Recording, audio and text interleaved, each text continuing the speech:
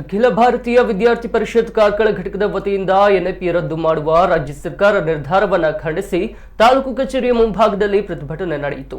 ಪ್ರಾಸ್ತಾವಿಕ ಮಾತನಾಡಿದ ವಿನೀತ್ ರಾವ್, ಸರ್ಕಾರದ ನಡೆಯನ್ನ ತೀವ್ರವಾಗಿ ಖಂಡಿಸುತ್ತಾ ಸರ್ಕಾರವು ವಿದ್ಯಾರ್ಥಿ ವಿರೋಧಿ ನಿಲುವನ್ನು ಶೀಘ್ರವಾಗಿ ಕೈಬಿಡಬೇಕೆಂದು ಆಗ್ರಹಿಸಿದ್ದಾರೆ. ಈ ಸಂದರ್ಭದಲ್ಲಿ ತಾಲೂಕು ಸಂಚಾಲಕ ಶ್ರೇಯಸ್ ಸಾಂಚನ್, ರಾಜ್ಯ ಕಾರ್ಯಕಾರಿಣಿ ಸದಸ್ಯ ಸುಶಾಂತ್ ಕಾಂತ್ ಅವರ ಪ್ರೀತಂ ದೇವಾಡಿಗ ಉಪಸ್ಥಿತರಿದ್ದರು.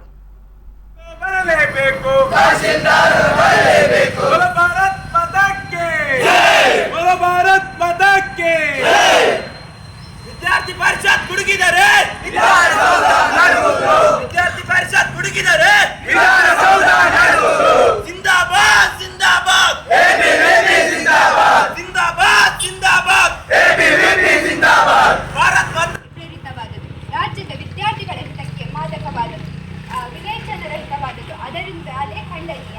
ಇದೀಗ ಜಾರಿಯಾದ ಎನ್ಇಪಿಯನ್ನು ಏಕೆ ಉಳಿಸಿಕೊಂಡು ಮುಂದುವರಿಯಬೇಕು?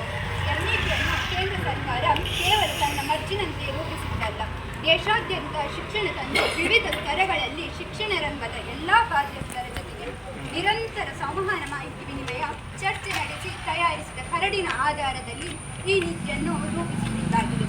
ಈಗಿನ ಎನ್ಇಪಿಯ ಮೊದಲ ಬಾರಿಗೆ ವಿದ್ಯಾರ್ಥಿ ಕೇಂದ್ರಿತವಾಗಿದ್ದು, ಕೌಶಲ್ಯ ಅಧ್ಯಯನಕ್ಕೆ, ಕೌಶಲ್ಯಾಧಾರಿತ ಶಿಕ್ಷಣಕ್ಕೆ, ಭಾರತದ ಬಹುಭಾಷಿಕ ಹಾಗೂ ಸಾಂಸ್ಕೃತಿಕ ಔತ್ಪತ್ತಿ, ಪ್ರಾಂತೀಯ ಸ್ಥಳೀಯ ಭಾಷೆಗಳ ಅಭಿವೃದ್ಧಿ, ಸೂಕ್ತ ಮಾನ್ಯತೆ ಹಾಗೂ ಪ್ರಾಮುಖ್ಯ ನೀಡಿ ರೂಪಿಸುವಂತಾಗಿದೆ.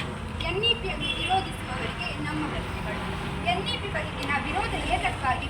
ಯಾವ ಶೈಕ್ಷಣಿಕ ಕಡೆಯಿಂದ ಕಾರ್ಕಳ ಶಾಖೆಯಲ್ಲಿ ಪ್ರತಿಭಟನೆ ಮಾಡಿದ್ವಿ ಎನ್ಇಪಿಯ ರದ್ದು ಮಾಡುವ ವಿರುದ್ಧ. ಹಾಗೆ ನಾವು ರಾಜ್ಯ ಸರ್ಕಾರಕ್ಕೆ ನಮ್ಮ ನೇರ ಪ್ರಶ್ನೆ ಅಂತಂದರೆ, ನೀವು ಯಾವುದೇ ಕರೆಕ್ಟ್ ಸ್ಟೆಪ್ಗಳನ್ನು ಪಾಲಿಸದೆ ಕರೆಕ್ಟಾಗಿ ಅದರ ಬಗ್ಗೆ ಡಿಸೈಡ್ಗಳನ್ನು ಮಾಡಿದೆ, ಮೀಟಿಂಗ್ಗಳನ್ನು ಮಾಡಿದೆ, ವಿದ್ಯಾರ್ಥಿಗಳ ಮತ್ತು ಶಿಕ್ಷಣ ಸಂಸ್ಥೆಗಳಿಂದ ತನ್ನ ನಿಲುವುಗಳನ್ನು ಕೇಳದೆ ತಮಗೆ ಮನಸ್ಸಿಗೆ ಬಂದಾಗೆ ನಮ್ಮ ರಾಜಕೀಯ ದಾಳಕ್ಕಾಗಿ ಎನ್ಇಪಿಯನ್ನು ರದ್ದು ಮಾಡುತ್ತಿದೆ ಅಂತ ಹೇಳ್ತಿದ್ದೀರಿ. ಇದು ಎಷ್ಟರ ಮಟ್ಟಿಗೆ ಸರಿ?